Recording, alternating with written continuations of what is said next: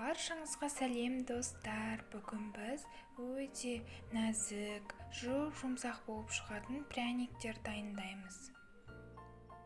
Ең алдымен ыдысымызға ұнды електен өткіземіз.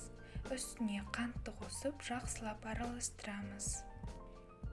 Сосын үстіне ыстық қайнаған сүтті құйып, жақсылап араластырамыз. Бұл ыстық массамызды суығанша шетке алып қоямыз. Басқа ыдысқа ұнды, тұзды, қопсытқышты салып, електен өткіземіз. Жақсылап араластырамыз.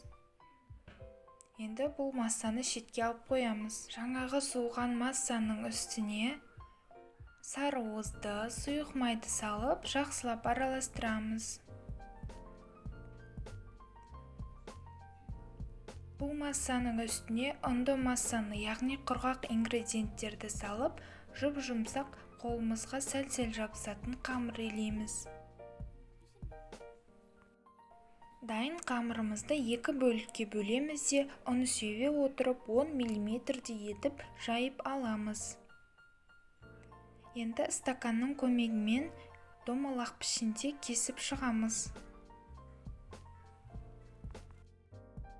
Домалақ пряниктерімізді противеньге орналастырып, 180 градуста 20 минуттай пісіреміз.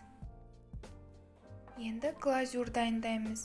Ақ уызбен қант ұнтағын жақсылап аппақ болғанша миксерлейміз. Енді дайын глазюрге пряниктерімізді аунатып шығамыз. Барлық пряниктерімізге глазюрды жағып болған соң, толықтай үй температурасында кептіреміз. Бұл пряниктер өте нәзік болып шығады. Міндетті түрде дайындап көріңіздер. Сіздермен болған Раушан.